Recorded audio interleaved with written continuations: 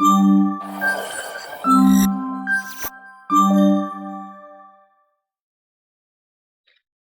hello everyone, I'm Julien Rische, so I've been working for Red Hat for a bit more than 2 years now. I'm a member of the FreeIPA development team, and I'm also the maintainer of the MIT Kerberos package for Fedora, CentOS, and RHEL. So in this presentation, I'm going to talk about the bronze bit, the Kerberos constraint delegation, the bronze bit attack, and how we fixed it for all MIT Kerberos version, why we had to do so in the first place, why it's a kind of a challenging task, and how we managed to do so. So the bronze bit attack, it's kind of all vulnerability at this point. I guess a lot of you already know about it, or at least just by name. If you know about it, I guess it should be kind of an occasion to refresh your memory, and if not, it's maybe kind of a remedial course if you haven't followed the whole story. So, as I mentioned, I'm a part of a FreeIPA development team. So, what's important here is the relationship between MIT Kerberos and FreeIPA. MIT Kerberos has its an independent daemon basically, and we integrate it with FreeIPA by relying on its KDB, so Kerberos database plugin interface. MIT Kerberos basically supports a large range of different plugin interface for authentication, Ccache management, rel mapping, etc. And in this case, we rely on the KDB interface to basically connect the Kerberos daemon and the 389 directory server. So first, a few words about the S4U extension. So it's an extension to the core Kerberos protocol, which was designed by Microsoft. So the motivation for this extension was to solve a common case where you have a front-end service, typically a web application, and you need so the service is accepting requests from users, and you need to access some user data stored in some backend services like SQL database or distributed storage systems.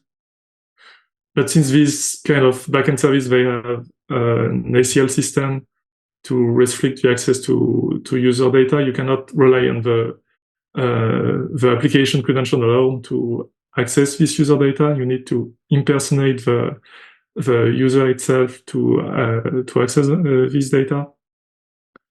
So the historical way this is done is by just doing TGT forwarding, so-called unconstrained delegation, where the client just sends his their TGT as part of the request, and the service uses this TGT to request whatever service ticket it needs to access this backend service.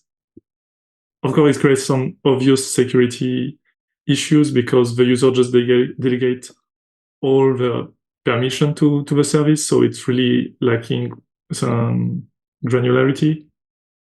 So this was the main motivation for S4U. It actually provides two mechanisms I'm going to explain. These mechanisms were both implemented by FreeIPA. So the first one is a constraint delegation mechanism. It's also called S4U to proxy.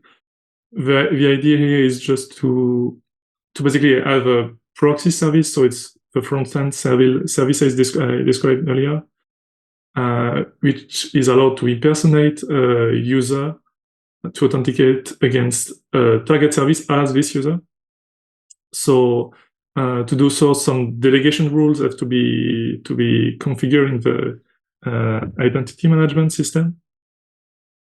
So this is how it happens. So you have the user, the front-end service, and the back-end service, the target service, and the KDC.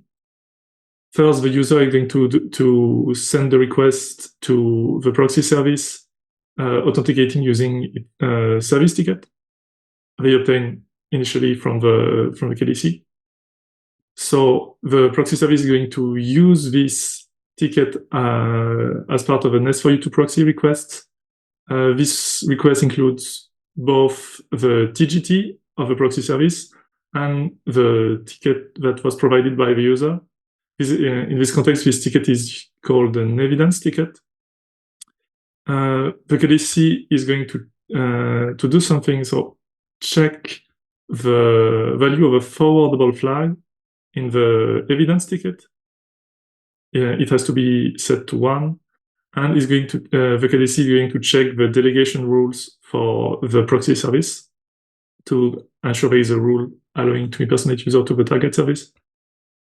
If that's the case, the KDC is going to respond with the ticket from the user to the target service, and the proxy service can use that ticket to access the target service as the user and complete the requests.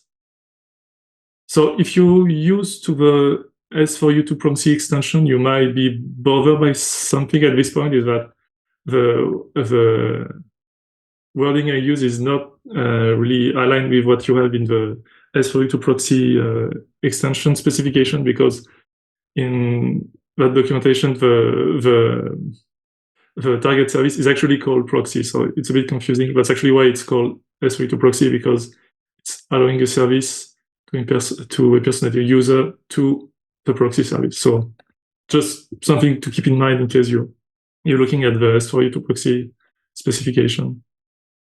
So the second mechanism is the S4U2 self, or protocol transition mechanism. This one, it's mainly it's meant to solve an issue, a problem where you have a service that is using an authentication mechanism that's not Kerberos. It can be either OIDC, SSL, or anything, but still relies for some reason on the Kerberos infrastructure, so they actually need a Kerberos ticket to work. It's also a way to rely on Kerberos to obtain some user information, because in some other extension, like the MSPAC extension, you can rely on Kerberos to obtain some information about the user, like group membership, etc. We'll actually discuss that later. Something to keep in mind about this mechanism, it's allowed for all services, basically.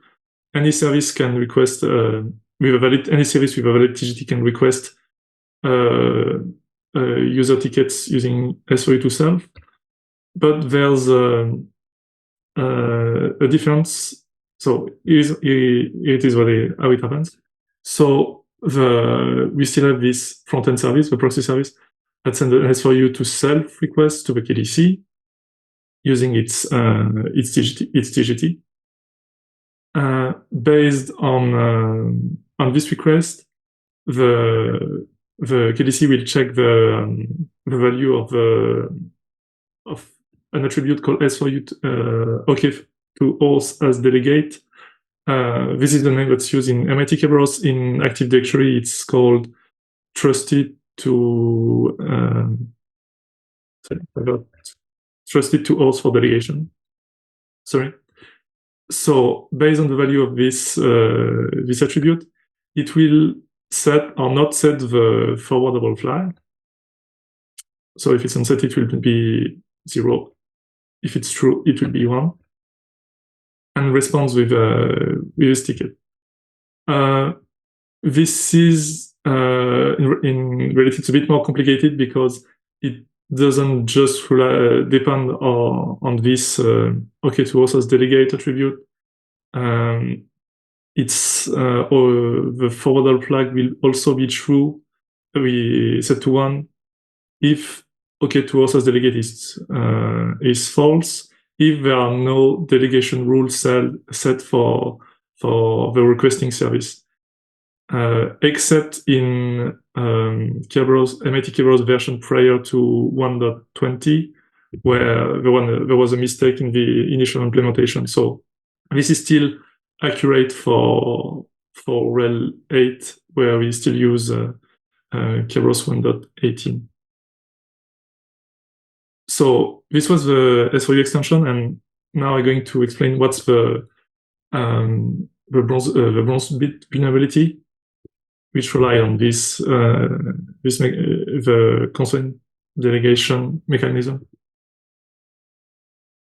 So something that's important here is if a service has both the OK to auth as delegate or trusted to auth for delegation permission and a delegation rule, this service can spontaneously impersonate any user against a specific the service that is the target of a delegation rule.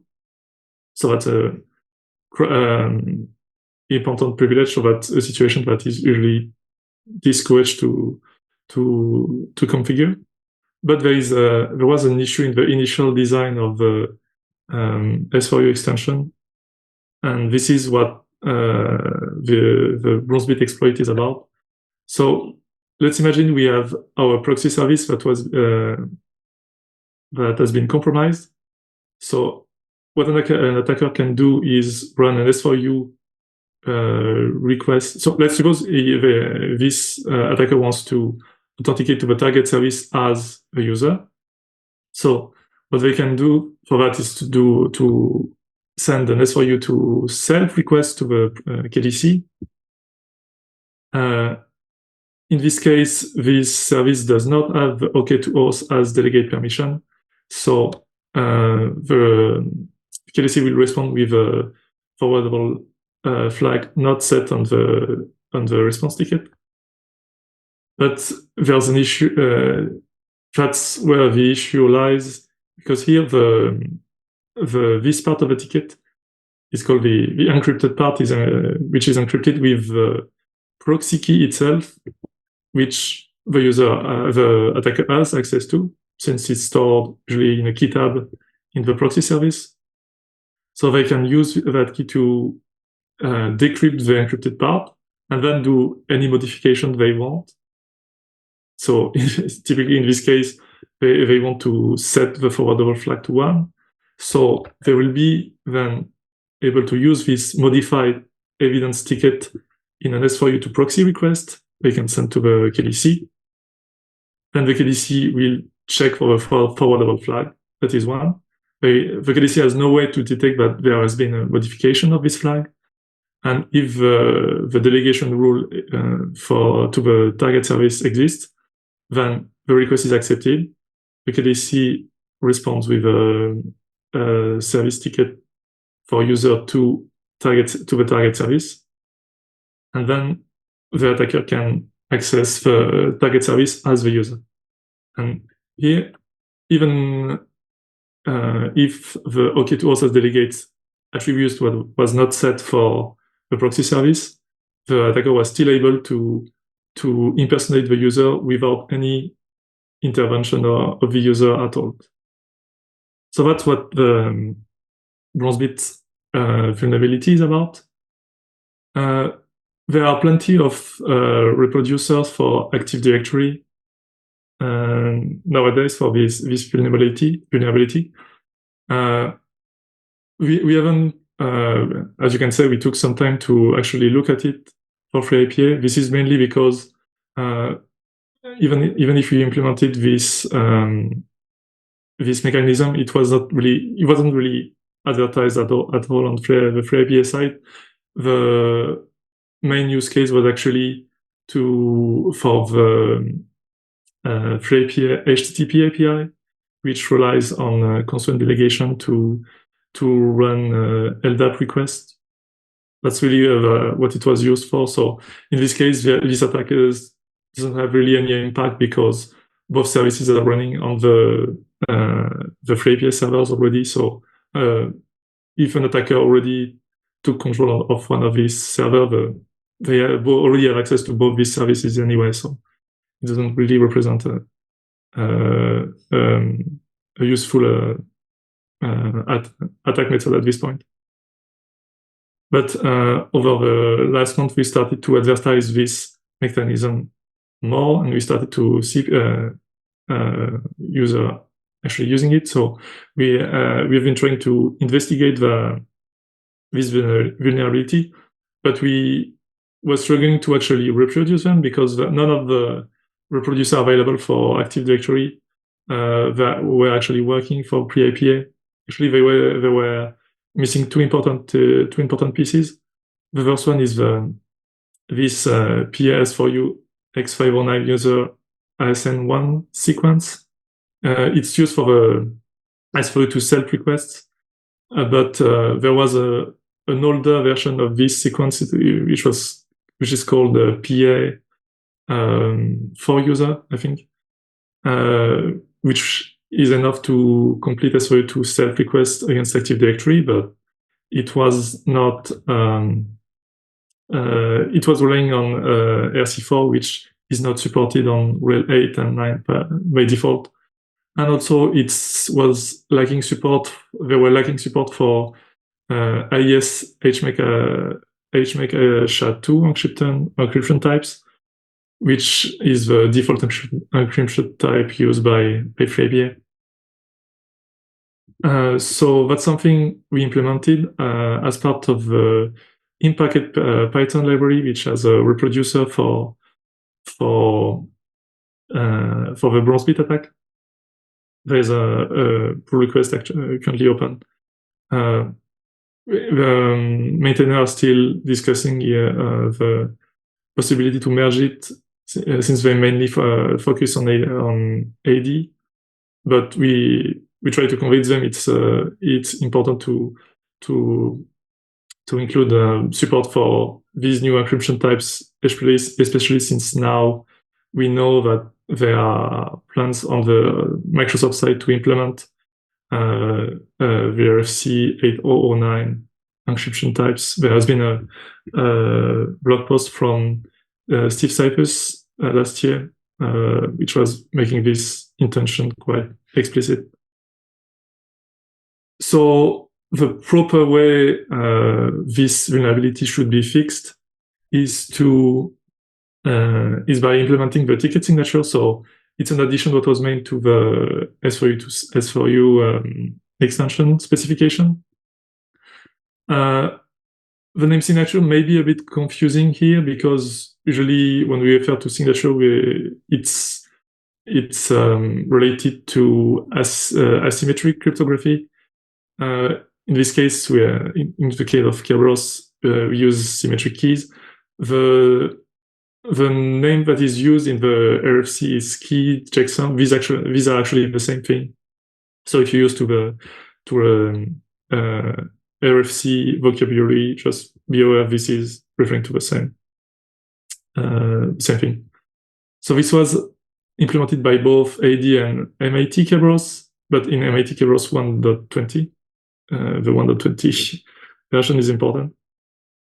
So here the idea is to include, so we have our S4U to self request, and here the KDC will include in the packs of a privilege attribute certificate, which is a protected buffer in the authorization data sequence in the encrypted part.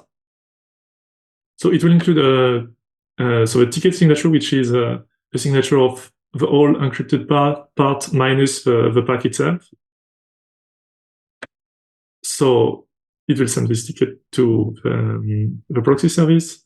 The attacker then, following the same process, flips the forwardable bit, re-encrypts the encrypted part, sends it as an evidence ticket to the KDC in an S4U to proxy request.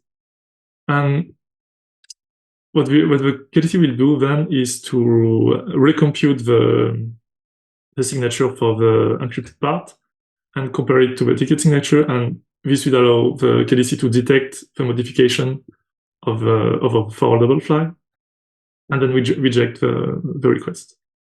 So this is how this was fixed in the newer version of MIT Kerberos and AD itself, but we had some issues when we wanted to backward that to CentOS and RHEL 8.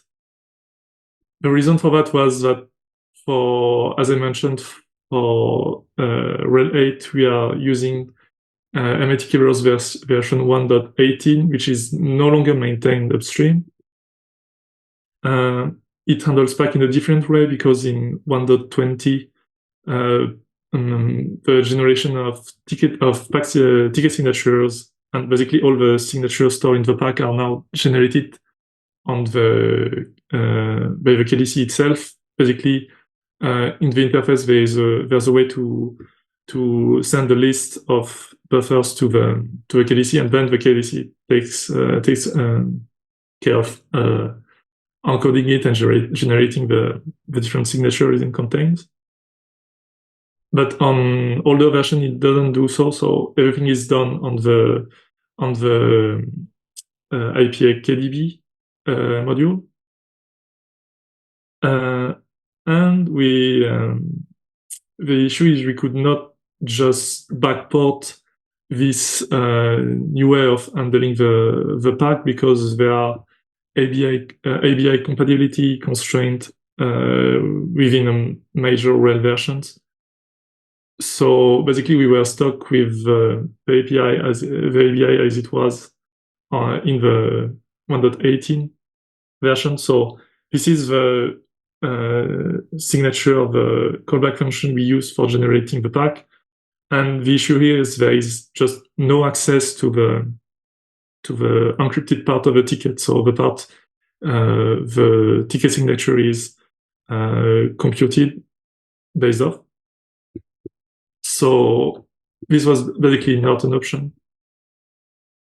So the approach we actually took is if we cannot protect the encrypted part of a ticket against modification, what we could do is detect the modification when we handle the S4U to proxy requests.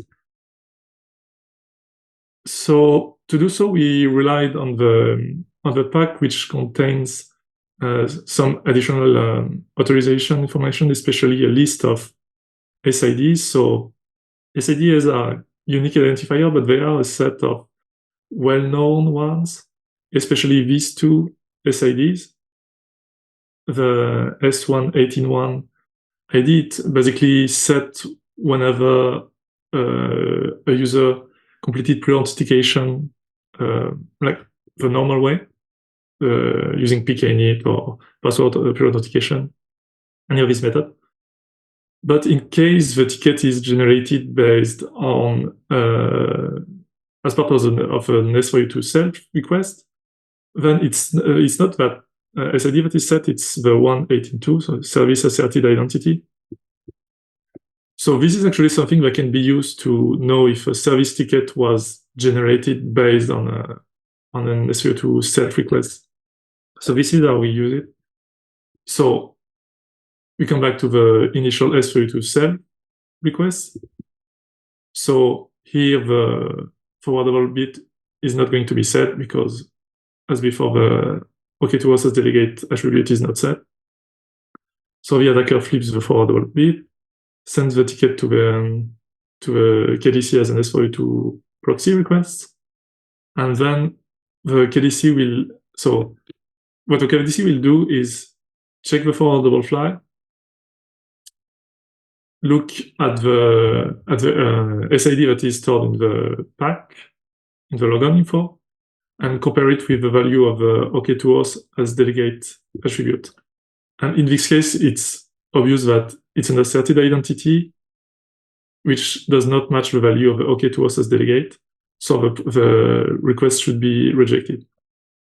But I said earlier that the content of a pack is supposed to be protected. The issue is on old MIT version, it's may not be the case. Actually, there is a way to modify the content of the pack on these old versions due to this CV, which is basically it relies on spoofing method to modify the content of the pack. This led to a new modification of the MS pack specification to include another signature, which is called the extended KDC signature in the specification, but in the on the MIT side, it was implemented as a full pack checksum, but they are exactly the same thing.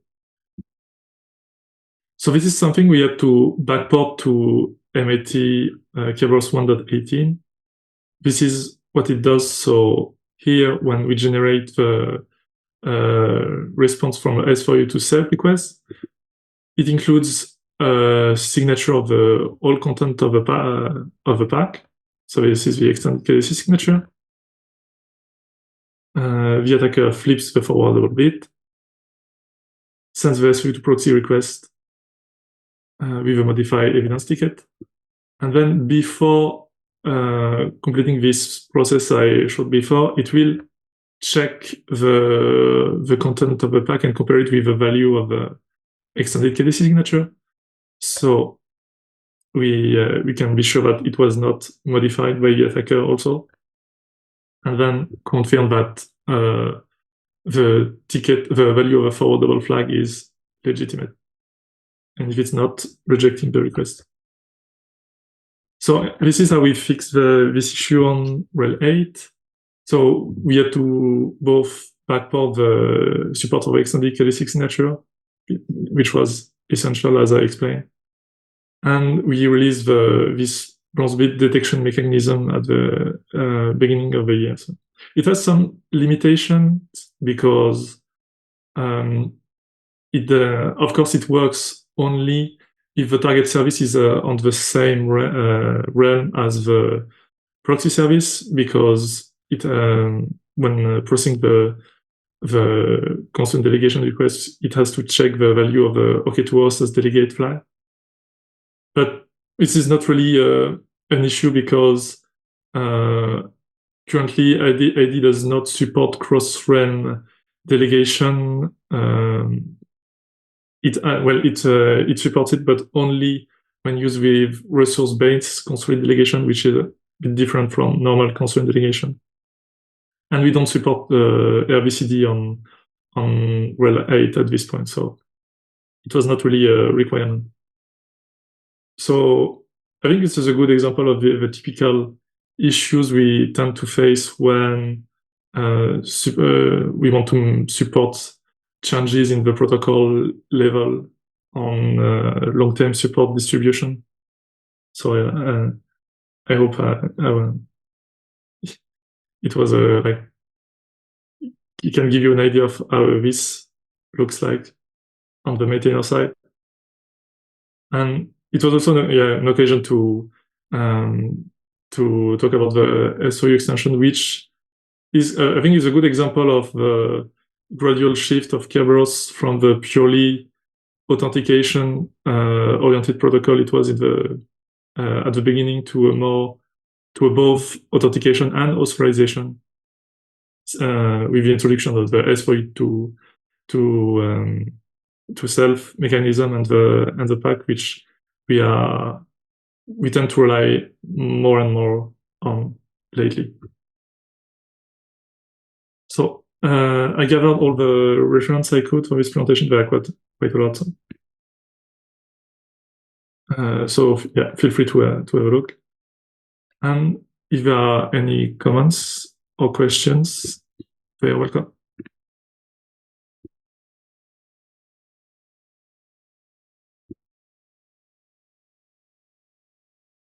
I have one additional note here. The way how this is implemented in RHEL 8 is through the audit callback for the TGS request, because we didn't find the actual way to prevent KDC from issuing a ticket. And this is what took so much time to figure out how to stop it. So effectively, when we realized that there is an audit callback that you can get access to all of this information after KDC already issued a ticket, but it haven't sent it yet out to the client. And this allowed us to basically slap the KDC on the hand exactly at the moment when it tries to send out the compromised ticket. And this shows that there is obviously a value in having these audit callbacks, even if you don't really implement the actual audit. And typically it's used for log auditing rather than doing any specific changes. But it was a good that we actually had this API, auditing API in MIT Kerberos that we could use to prevent the attacks. So that was one part that was kind of surprising, that we didn't have access when generating pack or checking the SVU2 proxy requests, didn't have access to the needed information structures, but we did have that in the audit path. Yeah.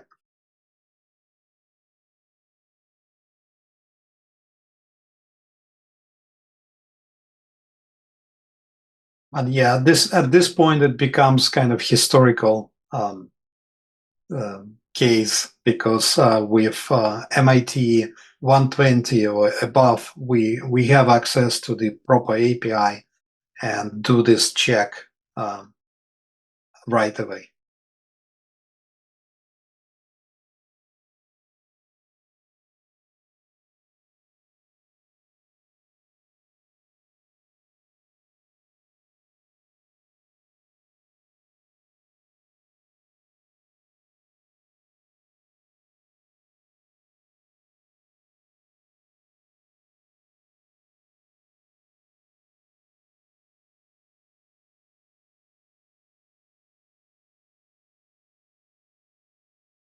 So if there are no questions or comments, I guess I am done. So thank you, everyone.